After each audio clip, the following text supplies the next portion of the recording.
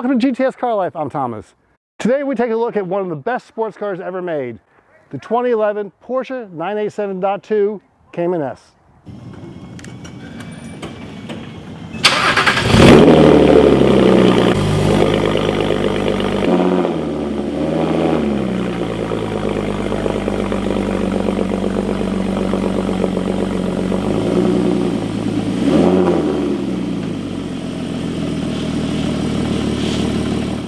If you had to pick one car to be your daily driver, what would it be? I'm going to go out on a limb here and say that the car you want is probably going to be something sporty, definitely fun to drive, fun to look at, and likely imported. And there's a good chance you'll at least consider something from Porsche. Today, we take a look at one of Porsche's best ever sports cars, this 2011 Porsche Cayman S, also known as Type 987-2. This car is an absolute blast to drive. A true sports car from one of the world's most respected and pedigreed manufacturers, with a mid-mounted flat six-cylinder engine putting out 320 horsepower, a 6-speed manual transmission, and legendary quality and durability. Priced at $80,000 in 2011, this Porsche Cayman S was a compelling proposition. Today, at half that price, almost any sports car fan can experience one of the greatest sports cars ever made. But why is the Porsche 987 Cayman considered to be peak sports car by so many enthusiasts? Porsche's first ever Cayman was known internally as the Type 987. The 987 Cayman was designed by award-winning automotive designer Pinky Lai, who was also famously responsible for the Porsche 911 Type 996, the 987 Boxster, and BMW's E36 Generation 3 Series, among many successful cars. Coincidentally, Pinky taught design sketching at the world-famous Art Center College of Design, the same college I had planned on attending after high school. Photos and technical details for the 987 Cayman S were first released in May 2005, and the model's formal introduction was at the Frankfurt Motor Show in September 2005. Based on the structurally rigid platform originally designed for the open-top 987 Boxster, the Cayman was a rare opportunity for Porsche stylists to create a brand new, clean-sheet coupe design for the brand. To bring in some instant credibility and nostalgia, designers borrowed styling cues from Porsche's historic, highly desired, and fondly remembered 550 and 904 models. The result was a hit. From every angle, the Cayman's styling is unique. The Cayman is immediately recognizable as a Porsche, but looks smaller, more youthful, and more athletic than its big brother, the 911. The coupe-bodied Cayman was admired by the automotive press and its owners, who tended to be highly educated thinkers, like aerospace engineers, and who preferred the superior driving dynamics of a mid-engine design over Porsche's flagship rear-engine 911. Porsche, ever protective of its brand and the 911 Halo car, intentionally kept power down on its junior models to make sure the 911 was perceived as the more upscale choice. As such, the Cayman version of the 987 has always faced an uphill battle on showroom floors. I remember a time when Porsche sold as few as 7 or 8 Caymans in an entire month in the United States. Most buyers bought either a 911 if they wanted a coupe, or a Boxster if they preferred a convertible. Today, the public has finally caught on to what a great sports car the Cayman is, with its more balanced, dynamically superior mid-engine chassis. If you're subscribed to this channel, well, first of all, thank you. If, like most of our viewers, you stumbled on this video because you're interested in the kind of cars we cover and the enthusiast-based topics we discuss, well, please hit that subscribe button now, and then hit the bell, so you'll be the first to get all our latest videos as they launch. And thank you for your support.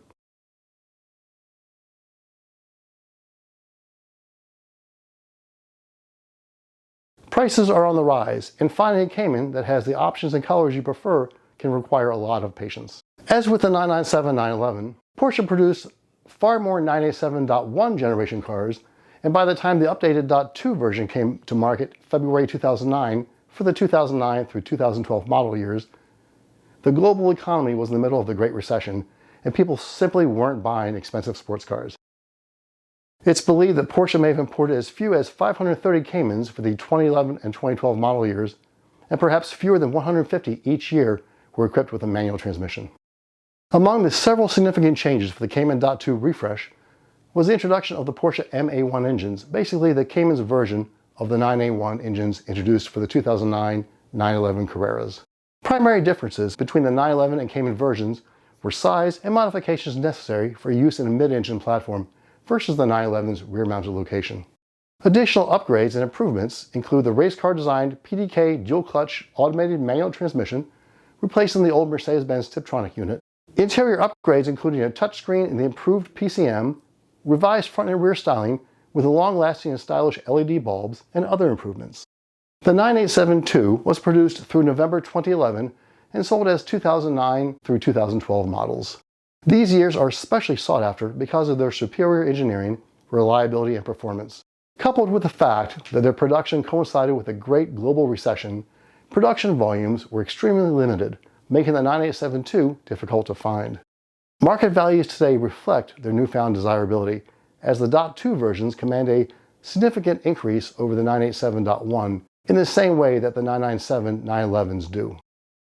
Based on the incredibly rigid structure originally designed for the open-top, roadster-bodied Boxster, the Cayman S actually recorded faster Nürburgring lap times than the same year 911 Carrera, and a Cayman prepared and run by a private team for the Nürburgring 24-hour race of 2007 finished 4th overall in a field of 220 entrants, ahead of Porsche's 997 GT3 RSRs, a 997 GT3 Cup car, and a 996 GT3 Cup car.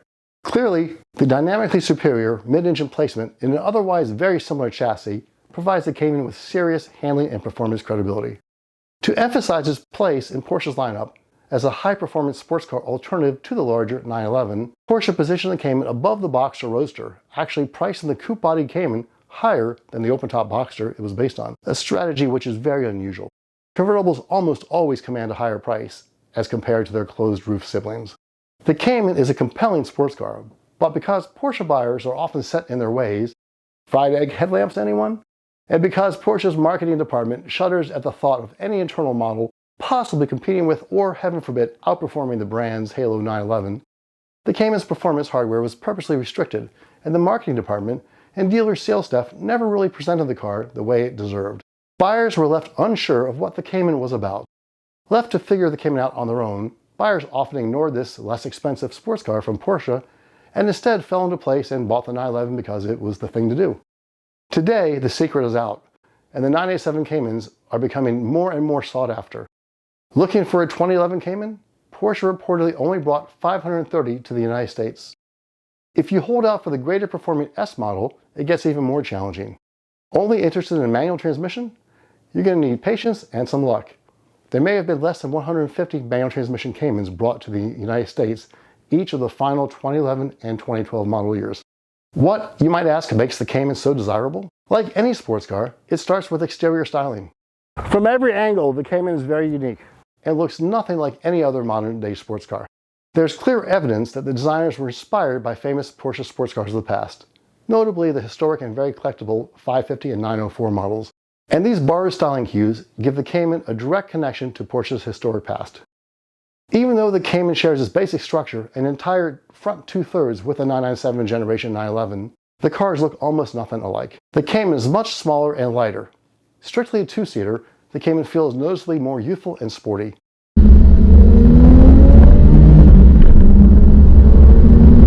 The car rotates easily and playfully in a very different manner from the heavier, rear-biased 911, which tends to push by comparison. The suspension is well controlled but compliant. The outstanding hydraulic steering is pulled from the 911, and this unit is considered a benchmark by many experts and enthusiasts. The steering truly does inspire confidence at any speed, and you'll be hard-pressed to find a car that communicates better than this Porsche. In typical Porsche fashion, these cars are not drag strip monsters. Lower on torque than cars with bigger engines or turbochargers, most Porsches don't impress so much into city driving and going from stoplight to stoplight. Any AMG product, a Corvette, or even a V8 Mustang or Camaro, will be more exciting, mindlessly navigating traffic than most Porsche models. But get this Cayman on twisty country back roads or on your favorite track, and you'll immediately understand why Porsche is legendary as a sports car and racing brand. All controls are placed where you naturally expect them to be. Driver inputs return predictable and expected responses, only serving to boost confidence and allow you to increase speed and decrease lap times with ease. Driving this car, the way the engineers in Stuttgart meant for it to be, is so much fun and provides an experience few cars today can. And of the other cars that also deliver as much fun, almost none of them are as capable of also being a daily driver.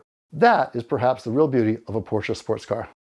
The styling is exciting, yet understated. in typical Porsche fashion. It's not often that Porsche designers get to design an all-new sports car.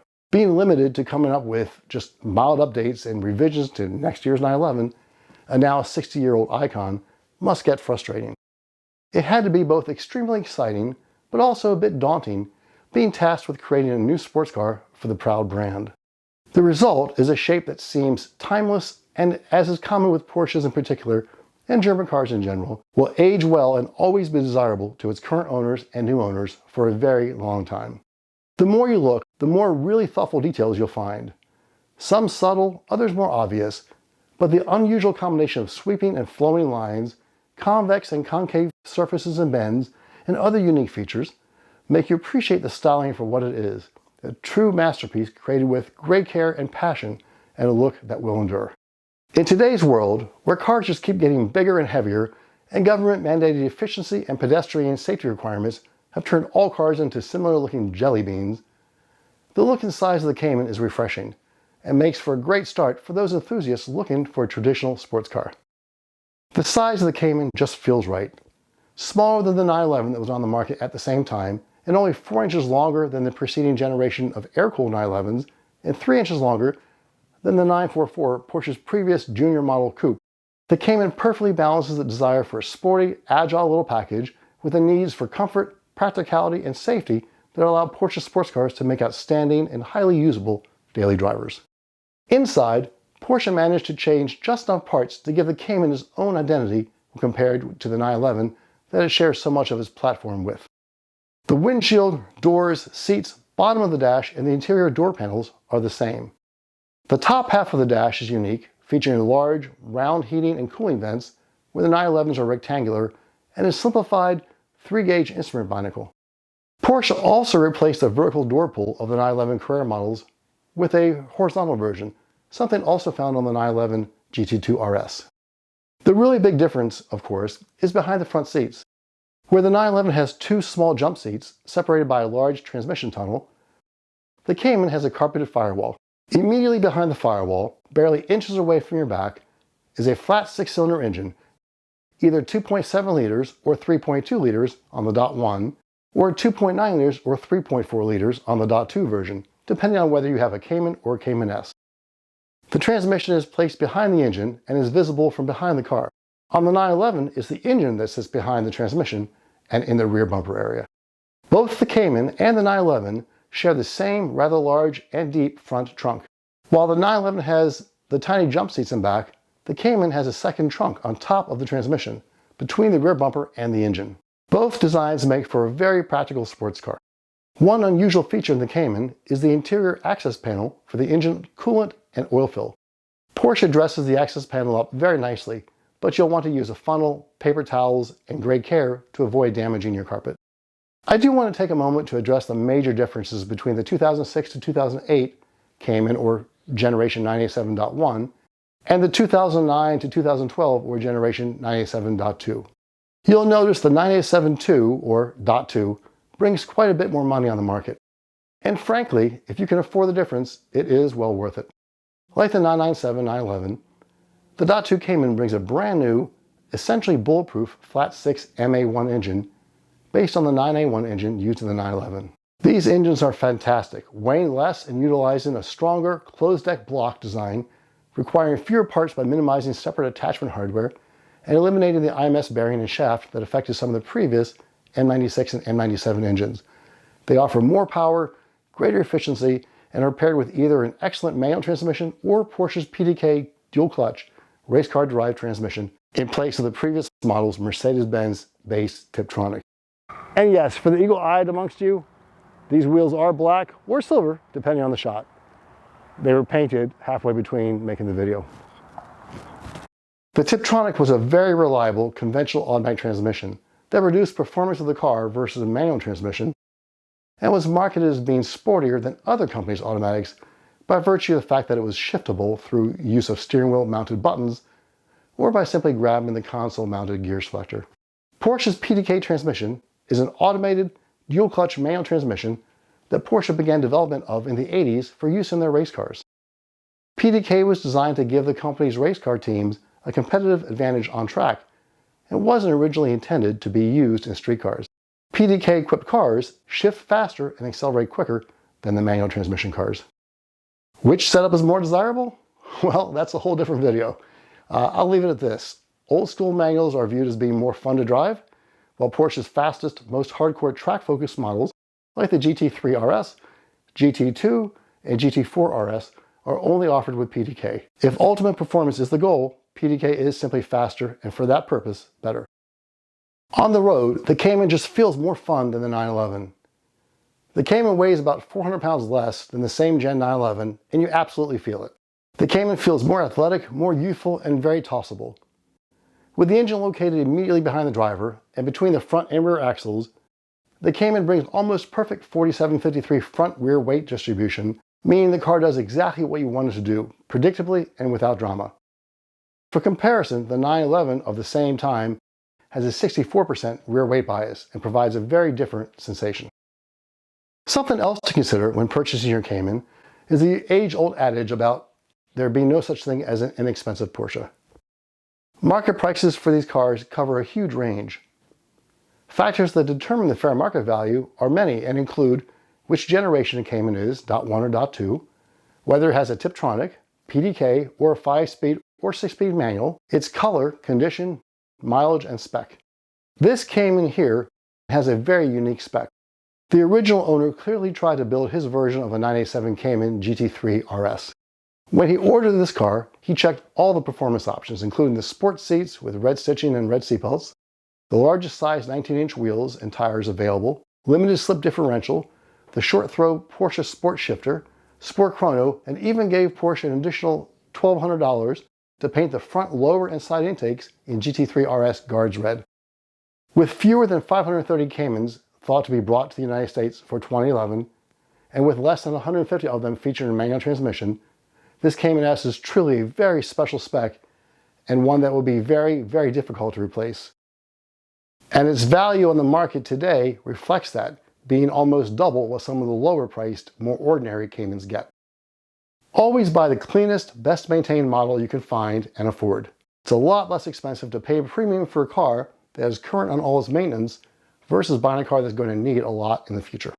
Common expenses on the Cayman, regardless of generation, are manual transmission shift cables that will eventually snap, headliners that will eventually fall down thanks to the environmentally friendly glue that was used to hold them together, coil packs that will fail, door cards that over time may separate from the top of the door, rear quarter panel stone guards that will yellow over time, and of course normal maintenance per the owner's manual. Buying a car from an owner who has not kept up on factory recommended service will eventually cost you a lot, so plan accordingly. Oh, and one little tip. The door sills on the Cayman, 911, and Boxster are easily scratched. In fact, it's very rare to find one that isn't scratched up. But before you log on to Suncoast to purchase replacements, try smoothing them out with Mr. Clean Magic Eraser. Most fine scratches will disappear with this easy trick. And when it works for you, please come back and hit the subscribe button and check that bell. Thank you. Remember, even if the parts are inexpensive, the labor rate for any Porsche is going to be the same. You'll pay the same rate as the guy with a $400,000 GT3 RS. Unless, of course, you can do it yourself and invest in the specialized tools you'll need. For .1, the 2006 to 2008 model, add in a few $1,000s for an IMS bearing retrofit if you want to cover that possible risk, as well as replacing the rear main seal if yours is leaking. If you do change out the IMS bearing, be sure to schedule it for the same time you do a clutch change, which will save you a bundle on labor charges.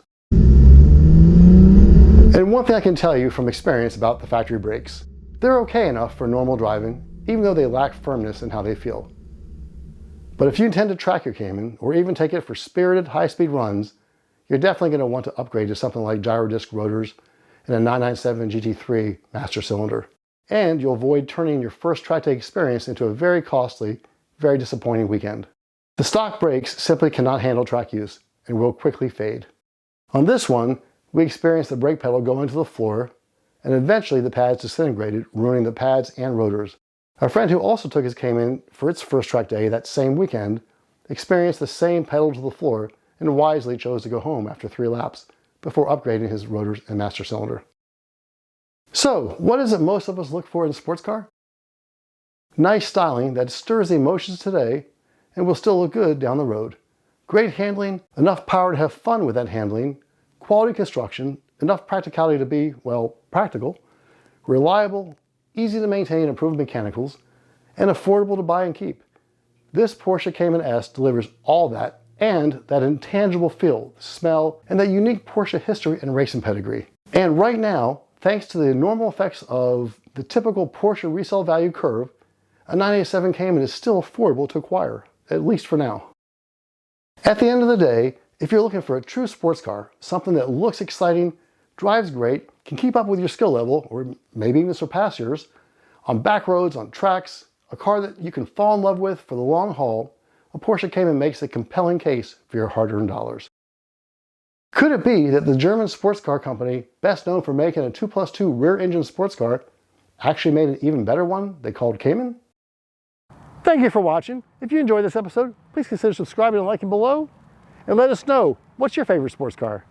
Have fun, stay safe, and I'll see you out there. Thank you for watching. No. The rear end comes down to a cute little bud. I didn't say that. I didn't say the word. You yes. You realize you caught yourself. Ducktail, yeah.